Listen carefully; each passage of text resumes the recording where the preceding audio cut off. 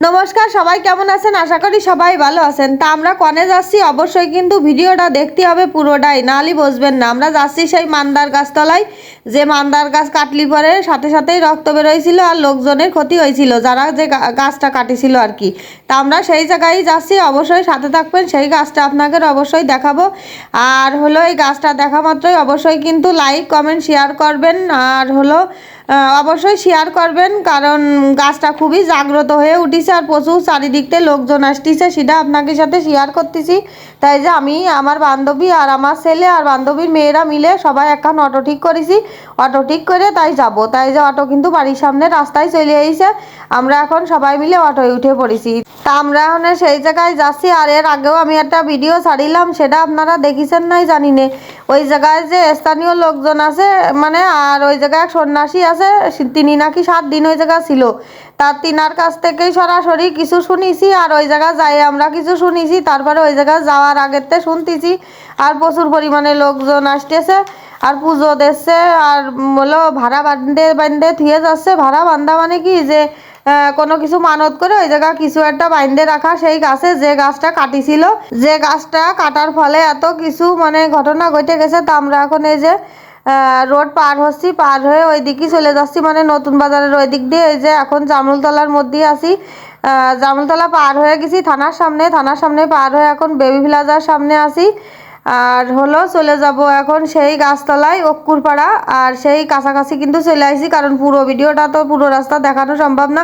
আর এই রাস্তায় যে কি বড় বড় গাছ আছে এক একখান, দেখলি মন চাচ্ছে মনে হয় যে দেখি। আর এই যে জায়গায় যাচ্ছি, এই জায়গায় হলো অক্কুরপাড়া নামেই বেশি পরিচিত হয়ে গেছে। কিন্তু আসলে ওই জায়গার একটা লোকের কাছে শুনিলাম, উনি কইল কি যে অক্কুরপাড়ার মধ্যে না, এটা হলো চন্দ্রপ্রতাপপুর সেই জায়গায়। আর ওই জায়গা নাকি রাজার বাড়ি ছিল। সেই রাজার গল্প আমি অবশ্য সম্পূর্ণ জানি না, সেই জন্য আর ওটা বলতে পারতেছি না। তো আমরা কিন্তু আইসে গেছি। আর জানেন না, সে কত কত যে লোকজন আসতেছে। আমরা যাওয়ার আগে হলো বেশি লোকজন আইছিল, কারণ আমরা দুপুরের পরে গেলাম।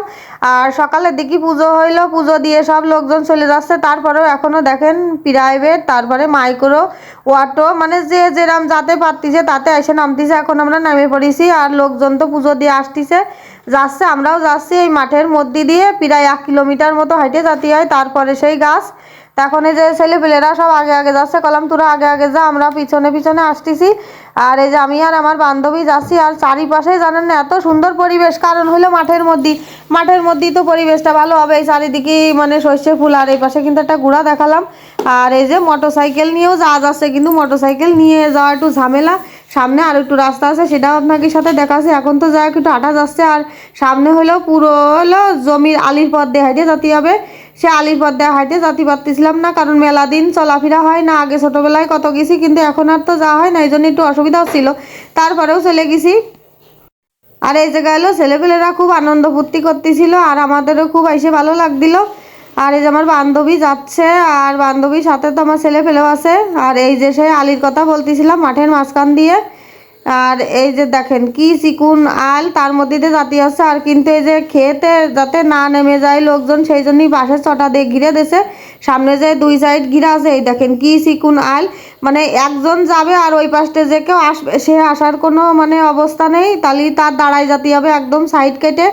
আর হলো জমির মধ্যে নামতে হবে। তাই এই যে কিছু কিছু জায়গায় চটা দিয়ে ঘিরে দিয়েছে, যাতে জমিতে না নামা হয়। কারণ কি, জমিতে ফসল লাগানো রয়েছে, এত লোকজন আসতেছে, জমির ফসলও তো নষ্ট হবে। তা যাই হোক, এই জায়গা আবার বেড়া নেই। এখন সেই এসে গেছি ওই যে সেই গাছ, আর সামনে বিশাল বড় একখান শস্য ক্ষেত। আর শস্য ক্ষেত কান তো সব হলো ধরেন ছবি টবি তোলার জন্য একেবারেই অবস্থা বেহাল। তাও খুব বেশি বেহাল নেই, দেখলাম যে ছবি তুলতে তুলতেই মধ্যে দিয়ে রাস্তায় গেছে, সেটা আপনাকে দেওয়া মানে। আর এই যে সেই অবশেষে সেই গাছতলায় পৌঁছাই গেছি, সেই মান্দার গাছ। এই যে সেই গাছ ঘিরে কিন্তু পুজো অর্চনা চলতেছে। আর এই যে সেই গাছের শিকড়, সেটাও দেখাচ্ছি।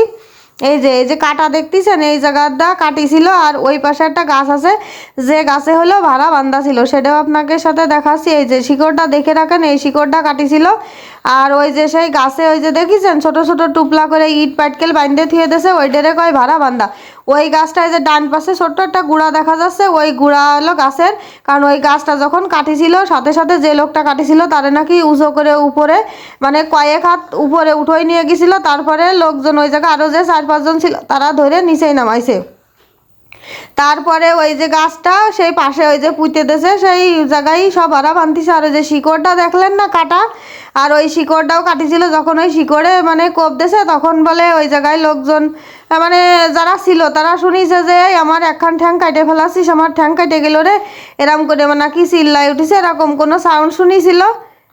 তা ওনারা আর কোনো কিরাজি দিনই যারা কাটতেছিল তা মনে করেছিল কি যে না মনে হয় আশেপাশের লোকজন কাছে, কিন্তু ওই যখন পরে যে শিকড় কাটার পরে পরে যখন ওই গাছটা কাটিছিল তখন ওরা সব ভয় পেয়ে গেছিল। যারা এই গাছ কাটিছিল তারা কিন্তু এখনও সবাই অসুস্থ।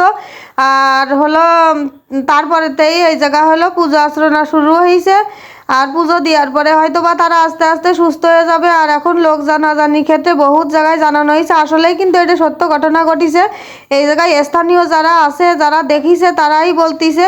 আর এই যে সেই গাছের শিকড় কাটিছে, যে শিকড়টা হলো মানে কাটার সাথে সাথে করছিল যে আমার পা কাটে ফেলাই দিল, এরকম কোনো একটা আওয়াজ পাইছিল। তারপরেতেই কিন্তু এরকম ক্ষতি হয়েছে। তারপরে এই গাছটা কাটা বন্ধ করে দিয়েছে। আর যে গাছটা কাটিছিল সেটা তো ওই পাশে পুঁতে দিয়েছে, সেটাও আপনাকে দেখালাম, ওই যে গাছটাই ভাড়া বান্ধিছে। আর এই যে সর্ষে ফুলির অবস্থা দেখেন, মসজিদে রাস্তা হয়ে গেছে। তা দেখলাম যে ক্ষেতের মালিক যে কারা আছে জানি না, কিন্তু ওনারা কিছুই বলতিছে না কাউরে। আর এই যে চারিপাশটা ফাঁকা, যেহেতু মাঠের মাঝখানে সেই জন্যই। আর গাছটা কিন্তু বিশাল বড়, আর কি পরিমাণে লোকজন আসতেছে যাচ্ছে। আর আমরা যখন ফিরতেছিলাম তখন না আরও লোকজন আসতেছিল। তাই যে বালি সিমেন্ট এই জায়গা রয়েছে, কারণ এই গাছটা হলো ঘিরে দিচ্ছে চারিপাশে। শুনতেছি এই জায়গা নাকি পুজো হবে সামনে চৈত মাসে, মানে আগামী চৈত মাসে নাকি পয়লা ছত্রিশ বিশাল করে পুজো হবে। আর সামনে হলো আবার মেলা বইছে, মানে দোকানপাটও বসে গেছে। এই জায়গা বিশাল জাঁকজমক হয়ে গেছে। আর যারা এখনো এই জায়গা দর্শন করেননি অবশ্যই কিন্তু এসে দর্শন করে যাবেন, খুবই ভালো জায়গা। অবশ্যই মানত করে যাবেন, কারণ সবাই শুনতেছি যে মানত করলি নাকি সে আশাটা পূরণ হচ্ছে। আর পুজো দিলি খুব ভালো আছে। আর এরকম অলৌকিক ঘটনা কিন্তু সচরাচর দেখা যায় না, আমি তো এই প্রথম দেখলাম। সেই জন্যই আমিও চলে আসলাম। তো আমার এই ভিডিওটা যদি আপনাদের কাছে ভালো লেগে থাকে তাহলে কিন্তু অবশ্যই লাইক কমেন্ট শেয়ার করবেন। সবাই ভালো থাকবেন, টাটা।